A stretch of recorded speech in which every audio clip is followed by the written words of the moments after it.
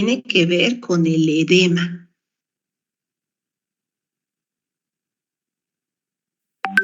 A ver, ¿quién?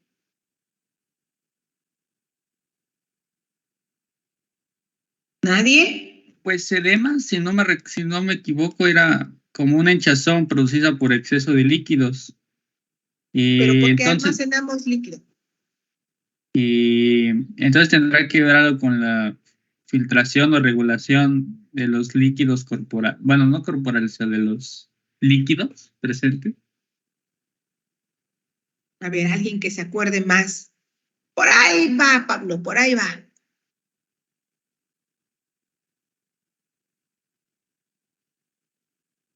Los escucho, los escucho. Edema. Si nos vamos a lo que es el edema y la relación que guarda con el funcionamiento del hígado. Uy, mi paciente está edematizado, tiene edema. Voy a mandarle a hacer unas pruebas de funcionamiento hepático. ¿Por qué? ¿Cuál será la relación? A ver si se acuerdan. ¿Tiene que ver con las proteínas plasmáticas? Tiene que ver con las proteínas plasmáticas. Otra de las funciones que realiza el hígado es la síntesis de proteínas plasmáticas, serán 10 exactamente. Y una de nuestras proteínas plasmáticas, la más abundante de las proteínas plasmáticas, ¿cuál es? ¿La albúmina? La albúmina. La albúmina. Exactamente, albúmina. Es nuestra proteína plasmática más abundante. Entonces, si el hígado falla, deja de producir albúmina, así como las demás proteínas plasmáticas. Y entonces, ¿qué pasa? La albúmina en el equilibrio hídrico, Pablo, lo que va a estar haciendo es ejercer una fuerza que se llama presión oncótica. Y la presión oncótica es la fuerza que se opone a que el agua salga de los vasos sanguíneos. ¿Qué es lo que sucede si disminuye la albúmina? ¿Qué va a pasar con el agua en los vasos sanguíneos? Si disminuye la presión oncótica. ¿Qué creen que suceda, chaparros?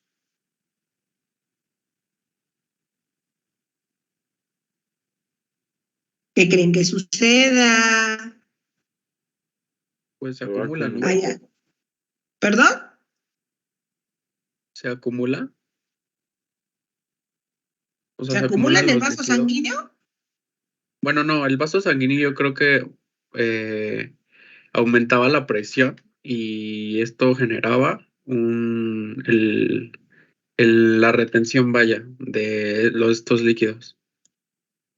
Sí, pero ¿a dónde se va esa agua, César?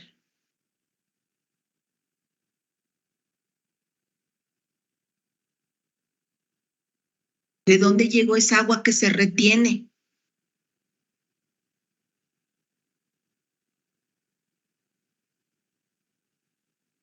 ¡Oh!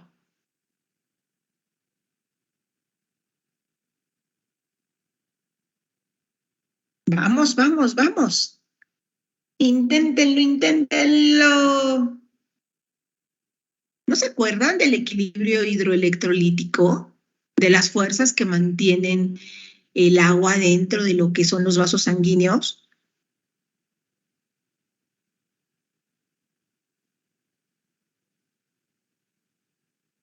Es que si no se acuerdan de eso, les va a costar trabajo entender para qué le van a solicitar a una persona una prueba de funcionamiento hepático.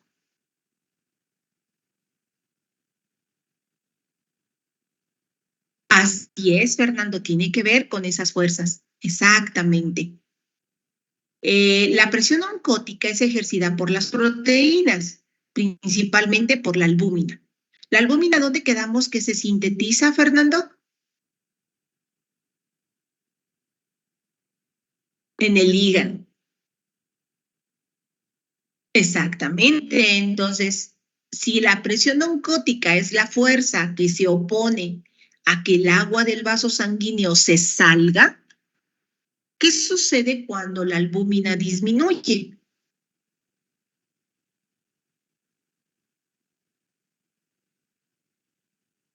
no se retiene en el vaso sanguíneo y entonces se sale del vaso sanguíneo. ¿Y a dónde se queda?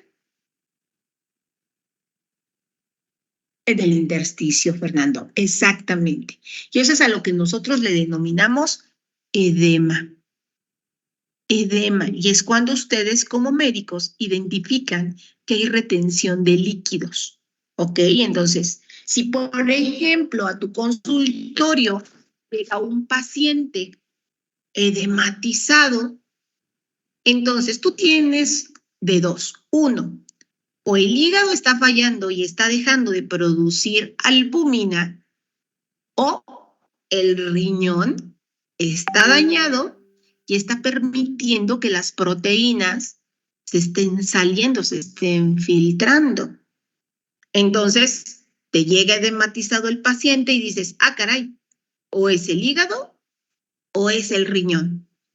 Y entonces, de acuerdo a las características clínicas que tú identifiques en tu paciente, vas a llegar a una conclusión. ¿Es el riñón? ¿Es el hígado? Y para confirmar, entonces le solicitas unos estudios. Si tú sospechas que es el riñón, le mandas unas pruebas de funcionamiento renal, urea, creatinina, ácido úrico. Pero si sospechas que es el hígado el que está fallando, entonces le mandas unas pruebas de funcionamiento hepático. ¿Vale? Entonces, para eso es el que ustedes recuerden. Esto que acaban ahorita de armar, Fer, lo vieron en Bioquímica 1 y entonces ahorita muchas de esas cosas que vieron, lógicamente tienen una utilidad clínica. ¿Va? Entonces, pruebas de funcionamiento hepático, las determinaciones que están incluidas. Muchas gracias, Fer. Las determinaciones que están incluidas en las pruebas de funcionamiento hepático, pues lógicamente son las proteínas totales. Determinación de proteínas séricas. ¿Por qué? Lo acaban ustedes de decir en estos momentos, porque en el hígado se sintetizan las proteínas plasmáticas. Determinamos albúmina. ¿Por qué albúmina? Porque albúmina es la principal proteína plasmática que se sintetiza en el hígado. Ah, ok. Y tenemos otras determinaciones donde aparece alanina transaminasa y aspartato transaminasa. Son enzimas citosólicas. Pero aspartato transaminasa, además de ser citosólica, es una enzima mitocondrial. ¿Ok? ¿Y eso qué tendrá que ver? Ah, bueno, que estas enzimas, al estar en el citoplasma de las células, ¿qué sucederá si las células del hígado, en este caso los hepatocitos, están inflamados? La inflamación aumenta la permeabilidad de las membranas celulares. Y entonces, ¿qué creen ustedes que pase con estas transaminasas que están en el citosol y que la permeabilidad de su membrana, de su hepatocito, está aumentando por un cuadro de inflamación? ¿Qué creen que pase con ellas? ¿Se van a quedar allí adentro? Si la permeabilidad está aumentando, es como si tuvieran un globo. Un globo tiene una membrana, pero háganle un hoyito. ¿Y qué pasa con el agua si ya se le hizo un hoyito a ese globo? Ya aumentó la permeabilidad. ¿Qué creen que suceda con el agua?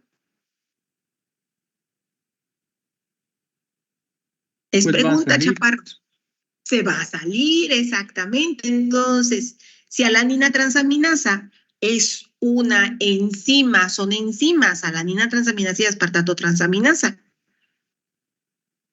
que cuando están en el citosol del hepatocito, ya estamos hablando del hígado, cuando la permeabilidad aumenta porque se inflamó, ¿qué creen que pasen con esas enzimas?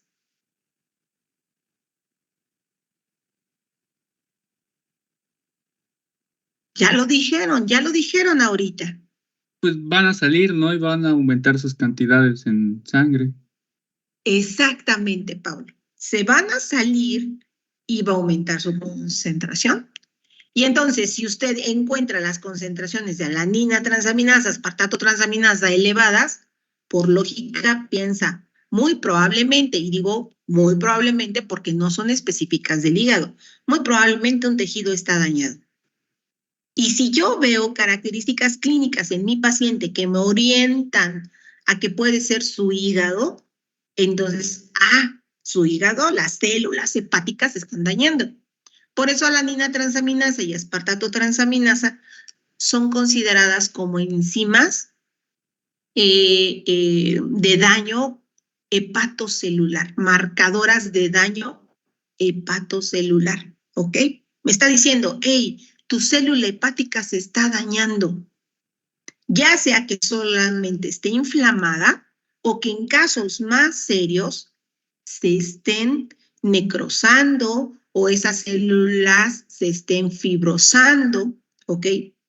En casos, por ejemplo, cuando presentan fibrosis en un paciente con cirrosis, ¿ok? Que ya está fibrosándose ese tejido. ¿Se entiende? Y finalmente tenemos a la bilirrubina. La bilirrubina es un pigmento, ¿ok? Es un pigmento. Y la bilirrubina es producto de la degradación de lo que son nuestros eritrocitos, ¿va? Ahorita vamos a hacer una introducción de ella y le da una coloración amarillita, ¿ok? Una coloración, es un colorante, es el que le da el color a la bilis. Ese amarillo brillante que tiene la bilis es debido a la presencia de bilirrubina, que es un pigmento.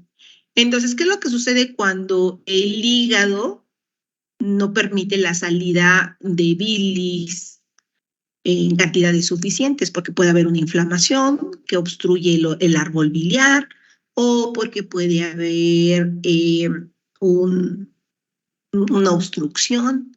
Pues esa bilirrubina se queda en los canalículos biliares y empieza a difundir hacia lo que son los vasos sanguíneos, se mete a la sangre, lo distribuimos en nuestro cuerpo y lógicamente vamos a tener un aumento de su concentración en el torrente sanguíneo.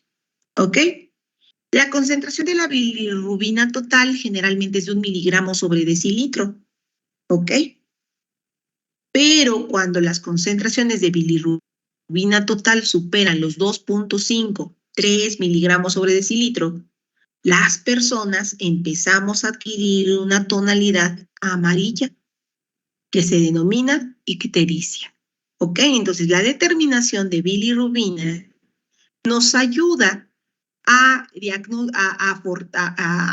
hacer un diagnóstico diferencial entre lo que son las ictericias prehepáticas, hepáticas y poshepáticas. ¿Vale? Y además de estas determinaciones, tenemos otras más. Otras 2 determinaciones, una de ellas muy importante, que es un marcador bioquímico de obstrucción. ¿Qué significa? Que cuando, por ejemplo, yo tengo una obstrucción a nivel del colédoco y no se permite el paso de la bilis de lo que es la vesícula biliar hacia el duodeno, esa enzima puede estar aumentada, que es la fosfatasa alcalina. Y ese es un marcador, así como alanina transaminasa y aspartato transaminasa son marcadores de daño hepatocelular. En el caso de lo que es nuestra fosfatasa alcalina, va a ser también un marcador de daño, de obstrucción, ¿vale? Entonces, dentro de estas determinaciones nos está haciendo falta incluir a la fosfatasa alcalina. ¿Sí, chaparritos? Bien. Denme, por favor, 5 minutitos y continuamos. Pueden ir copiando aquí estas funciones del ligadito y vamos a hablar de ello. ¿Va? Denme 5 minutos, por favor.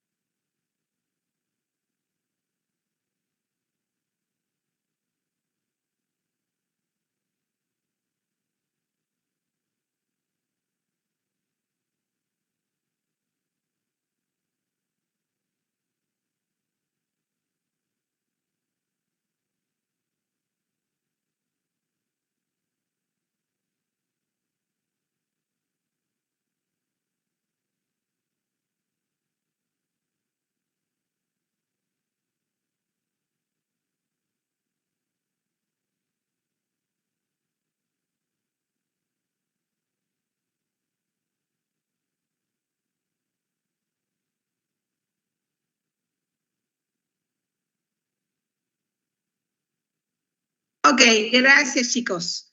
Muy amables. Vamos a continuar, ¿vale? Entonces, vean, dentro de las funciones que tiene nuestro higadito, es lo que ya ustedes habían comentado, el metabolismo de los carbohidratos, la glucogénesis, la gluconeogénesis, la glucólisis, son mecanismos del metabolismo de carbohidratos que se están ahí considerando. La desintoxicación de la sangre. Tenemos a las células de Kupffer, la producción de ácido úrico, la producción de urea se lleva a cabo ahí a nivel hepático. La producción y secreción de bilis que contiene pigmentos, la formación de las sales biliares y que contiene también la bilis, fosfolípidos, colesterol e iones inorgánicos. Con lo que respecta al metabolismo de lípidos, se lleva a cabo la lipogénesis, la cetogénesis, y con lo que respecta a la síntesis de proteínas, vamos a ver que es su principal sitio de síntesis de las globinas, pero también de los factores de coagulación. Ojo, factores de coagulación, ¿vale? ¿Por qué les digo ojo con los factores de coagulación? Porque si estas proteínas que participan en la coagulación están disminuidas, nuestro organismo también tiende a tener hemorragias, ¿ok? A presentar hemorragias. Entonces, por ejemplo, un paciente que tiene cirrosis, en casos así muy extremos, un daño realmente severo en el hígado, vamos a ver que es una persona que puede sufrir de sangrados, ¿ok? Una persona que no tiene una capacidad suficiente para estar almacenando glucógeno, y entonces va a sentirse cansado, no tenemos reservas energéticas en este caso. La parte de los pigmentos biliares, es decir, la producción y secreción de bilis, se puede ver también alterada y por lógica va a tener problemas digestivos esta persona, sobre todo cuando consume alimentos ricos en lípidos. Y lo que mencionábamos hace ratito, en la parte de la síntesis de las proteínas, el hecho de que se sintetizan las globinas, en este caso albúmina, una falla en el hígado nos puede llevar a la presencia de edema. Entonces, si nosotros o alguno de ustedes ha tenido la oportunidad de conocer a una persona cirrótica, vamos a ver que son personas que tienen un abdomen muy prominente, ¿ok? Ese abdomen prominente que pueden tener se debe principalmente al almacenamiento de agua en el espacio intersticial que se presenta a nivel abdominal por disminución, entre otras cosas, lógicamente, entre otros factores, por la disminución de albúmina, ¿vale? Entonces, las funciones del hígado son tan importantes que cuando ustedes identifican o ven que la clínica se asocia con una alteración hepática o donde sospechan que hay una alteración hepática, entonces solicitan este tipo de estudios, ¿vale? Muy bien. Dentro de las determinaciones tenemos proteínas totales. Dentro de las proteínas totales, vean, aquí tenemos una electroforesis. Como pudieron darse cuenta en el laboratorio clínico, qué proteínas estaban presentes. Bueno, hay por medio de técnicas que se llaman métodos electroforéticos. Este piquito, cuando se hace por densidad, una lectura por densidad, vemos que este pico más alto corresponde a la albúmina. Ok, esta fracción que ven ustedes aquí. De hecho, el 61%, alrededor del 61% del total de las proteínas totales es albúmina. Entonces, más del 50% es albúmina dentro de esas proteínas. Y tenemos proteínas que están en las fracciones alfa 1, alfa 2, beta y gamma globulinas, que son las que se encuentran en esta mesetita que está al final de su imagen. ¿Vale? Muy bien. Aquí sí me deja hacerlo. Permítanme. Voy a poner el puntero. ¿Va? Entonces, en el caso de las proteínas totales, hacemos determinación de proteínas. ¿Para qué? Pues porque se sintetizan en el hígado, y de albúmina porque es la principal. ¿Vale? Ahora, estas pruebas, aunque tienen el nombre de pruebas de funcionamiento hepático, no son tan específicas. ¿Por qué? Porque puede haber otras situaciones en las cuales las proteínas estén disminuidas. Hace ratito mencionaba, usted tiene de dos, o es el hígado que no está produciendo en cantidad suficiente, o es el riñón que está permitiendo la filtración de las proteínas, ¿vale? Entonces, cuando nosotros hablamos de proteínas totales, no solamente una falla hepática es la causa de la disminución de estas. Las proteínas totales pueden estar disminuidas en un estado, cuando una persona está en un cuadro de desnutrición, ¿ok? Una desnutrición proteica. También pueden estar disminuidas las proteínas totales cuando está en un cuadro de embarazo. ¿Por qué? Pues porque las necesidades proteicas aumentan durante el embarazo. Pueden estar disminuidas también en las quemaduras, en las personas quemadas, la albúmina principalmente disminuye. ¿Por qué? Porque a partir de las quemaduras se van perdiendo grandes cantidades de albúmina. Entonces, son situaciones que son extras al hígado y que también podemos ver alteraciones, ¿vale? Muy bien. En el caso de las transaminasas, vean, aquí les estoy mostrando en la imagen, tenemos un ojito que tiene toda la parte que generalmente nosotros tenemos en color blanco. ¿De qué color lo ven ustedes?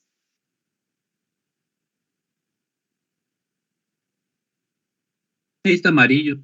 Es muy amarillo. Amarillo, exactamente. Esta coloración que ven ustedes en este ojo se conoce como ictericia, ¿vale? La ictericia. Aquí si ven ustedes a un lado del ojo, se ve la parte de la nariz, ¿ok? La parte de la nariz. Y si ven la tonalidad de la piel que tiene también esta foto, también es una coloración amarilla, ¿ok? Esta coloración amarilla es un signo clínico que ustedes pueden estar identificando en su paciente que tiene daño hepático, ¿ok? Ojo, no necesariamente puede tener un daño hepático. ¿Por qué? Porque las ictericias pueden ser prehepáticas, ocasionadas por causas que no están involucrando al hígado. Pueden ser ictericias hepáticas, significa que está involucrado el hígado, o pueden ser causas posthepáticas. Ya pasó un proceso y es después del hígado. Generalmente es en procesos obstructivos, ¿vale? Entonces, la ictericia le puede prender a usted su foquito de alarma y puede usted suponer que puede ser el hígado, ¿ok? Lógicamente tiene que verificar. Vamos a ver que alanina transaminasa se identifica en todo proceso inflamatorio necrótico del hígado, ¿ok? Bueno, transaminasas. ¿Qué son las transaminasas? Son enzimas. Transaminación. ¿En qué parte del programa ya están en teoría?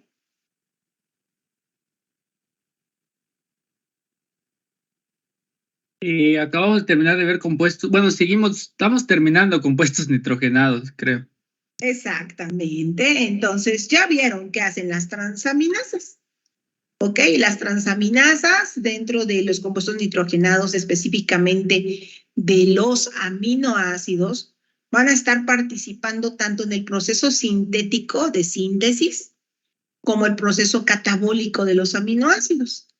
Entonces, las transaminasas, su nombre lo dice, transamina, favorecen la transferencia de grupos amino, ¿ok? Alanina transaminasa es la enzima que cuando se encuentra al piruvato y encontramos a lo que es el glutamato, perdón, como aminoácido, el piruvato puede adquirir el grupo amino del glutamato y se transforma en alanina. ¿Ok? Entonces, vamos a tener la formación de aminoácidos. Pero bueno, eso ya lo vieron en teoría. Y esa parte de en qué procesos están participando en este momento no es tan relevante. Lo que sí es relevante es el sitio donde se encuentran estas enzimas. Alanina transaminasa se identifica en todo proceso inflamatorio necrótico. Es una enzima que se encuentra en el citoplasma del hepatocito y que se va a liberar muy fácilmente cuando existe alteración celular o daño celular hepático. Por eso alanina transaminasa es un marcador bioquímico muy predictivo de daño a nivel hepático, alanina transaminasa. ¿Ok? ¿Qué nos dice el manual? El manual nos dice que esta transaminasa es muy útil para estar siguiendo la evolución de hepatitis virales, es decir, cuando hay procesos inflamatorios de nuestros hepatocitos, la permeabilidad aumenta y entonces van a irse saliendo, como ya mencionábamos al inicio, alanina transaminasa, que es citoplásmica. Su aumento al iniciarse, cuando inicia un cuadro de hepatitis, va a aumentar sus niveles en el torrente sanguíneo y van a regresar a sus niveles normales paulatinamente conforme va mejorando el estado de salud de ese hígado. ¿Ok? Su aumento es manifiesto en la ictericia de origen viral. Entonces, cuando de repente ustedes ven un paciente amarillito con ictericia y le mandan a hacer sus determinaciones de transaminasas, generalmente se asocian a elevaciones de esta ictericia, de esta enzima, cuando hay infecciones de tipo virales. Se eleva muy poco en las que son de origen obstructivo, alanina transaminasa, ¿ok? Pero se elevan. Se eleva ligeramente del infarto de miocardio e intensamente si predomina la estasis hepática por insuficiencia cardíaca. Son las situaciones en las cuales podemos ver alanina transaminasa. Aspartato transaminasa, por su parte, es una enzima que se encuentra tanto en el citoplasma del hepatocito como en las mitocondrias. Ojo, si el hepatocito se inflama, va a aumentar la permeabilidad de la membrana plasmática, pero no se va a estar dañando la mitocondria. Los daños en las mitocondrias ya son procesos más serios. Entonces, cuando en un paciente que tiene una alteración hepática, aspartato transaminasa está elevada, entonces ya es un predictor de un daño más serio en ese tejido. ¿Ok? El hecho de que se encuentre tanto en el citoplasma como en la mitocondria, vamos a ver que se le conoce como una enzima bilocular, ¿ok? Bilocular de 2 localizaciones. Pero además de estar aspartato transaminasa presente en el hígado, también está en el tejido cardíaco, en el tejido musculoesquelético, a nivel pancreático y en el riñón. ¿Qué significa eso? Que aspartato transaminasa también es una enzima que puede estar aumentada cuando tenemos daño a nivel renal, a nivel pancreático, a nivel musculoesquelético o a nivel cardíaco. Ustedes a lo mejor ahorita podrían decir, bueno, ¿y cómo yo puedo diferenciar en qué sitio está el daño? Pues por las manifestaciones clínicas, chaparros. ¿Sale? Por las manifestaciones clínicas. Entonces, que nunca se les olvide. Los estudios de laboratorio son para confirmar un diagnóstico presuntivo que usted tiene por el cuadro clínico, la historia clínica que está presentando mi paciente. Entonces yo puedo predecir si es el hígado, si es el riñón, si es el páncreas, el que no está funcionando de manera adecuada. ¿Vale? Tan es así que aspartato transaminasa está elevado que en el infarto al miocardio, aún en los inaparentemente clínicos o electrocardiográficamente, hay ocasiones en que las personas tuvieron un infarto y el electrocardiograma parece normal. Eso lo van a analizar cuando vean la interpretación de electrocardiogramas. Los niveles de aspartato transaminasa tras un infarto al miocardio se elevan entre las 6 y 12 horas después del infarto. ¿Ok? Alcanzan su máxima intensidad entre las 20 y 40 horas y retoman la normalidad entre 4 o 5 días posteriores a un infarto. ¿Qué es lo que sucede cuando entre las 20 y las 40 horas o vemos que los niveles de transaminasas no retornan a la normalidad? Siguen elevaditas, elevaditas y podemos observar un piquito alto. Ojo, o a mi paciente le dio otro infarto, o le va a dar otro infarto, ¿sale? Entonces, es predictivo. Entonces, aspartato transaminasa sí es una prueba de funcionamiento hepático, pero también se utiliza como marcador a nivel cardíaco, ¿vale? Aspartato transaminasa se eleva en obstrucciones hepatocelulares, obstrucción hepatocelular. ¿Eso qué se refiere? A nivel del hígado, han de recordar ustedes de la bioquímica 1 que hay todo un árbol biliar. Y ese árbol biliar puede verse obstruido, ¿vale? Por metástasis, por presencia de parásitos, por cuadros de esteatosis, de cirrosis, ¿ok? En una pancreatitis aguda, en los cuadros de anemia hemolítica o infecciones a nivel renal, podemos tener elevadas aspartato transaminasa. Y vemos que aspartato transaminasa es muy empleada para valorar el estado de inflamación y necrosis del hígado. Si aspartato transaminasa está muy elevada respecto a la alanina transaminasa, el hígado tiene un daño mucho más severo, ¿ok? El etanol es un producto que ha sido muy relacionado con el daño a nivel hepático. Pero no solamente el etanol, también el paracetamol, es hepatotóxico. Y entonces vamos a ver que en el caso del etanol, ustedes pueden tener un paciente que es alcohólico. Y ese paciente alcohólico le tienen que irle dando su seguimiento. ¿Por qué? Porque vean, un hígado sano puede, por efecto del etanol, puede evolucionar a un hígado graso, alcohólico, ¿ok? Y este hígado graso puede irse a una etapa siguiente que es una esteatosis o una esteatohepatitis. El almacenamiento de grasa en el tejido hepático va a favorecer la inflamación, ¿ok? Y esta esteatohepatitis nos va a llevar a un cuadro de cirrosis. Cuando nosotros tenemos un hígado graso, ¿todavía puede ser reversible a tener un hígado sano? Sí. Aun cuando nosotros tenemos una esteatosis hepática no alcohólica, ¿puede todavía revertirse a un hígado graso y este hígado graso revertirse a un hígado sano? La respuesta es sí. ¿Ok?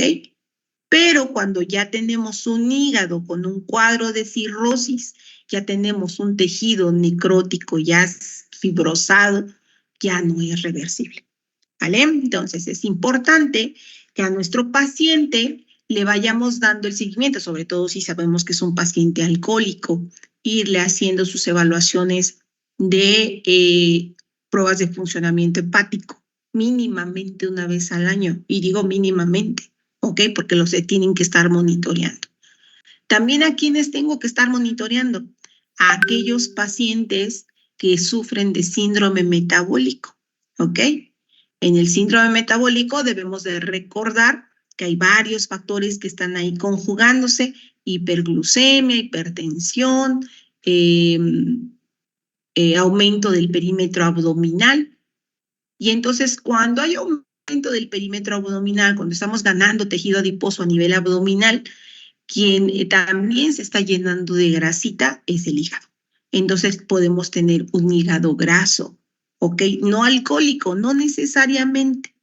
Entonces, personas que tienen síndrome metabólico y que ya estamos identificando por imagen que tienen un hígado graso, entonces es importante también darles un seguimiento. En el caso del etanol, el etanol induce necrosis en las mitocondrias celulares, ¿ok?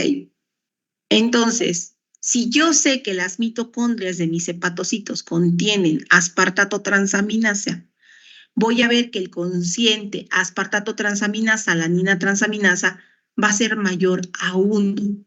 ¿Ok? Cuando yo divido la concentración de aspartato transaminasa sobre la concentración de alanina transaminasa y el valor es mayor a 1, se debe sugerir en primer lugar una enfermedad hepática de origen alcohólico, que puede ser esteatosis hepática alcohólica o puede ser un cuadro de cirrosis, y es un daño mucho más severo.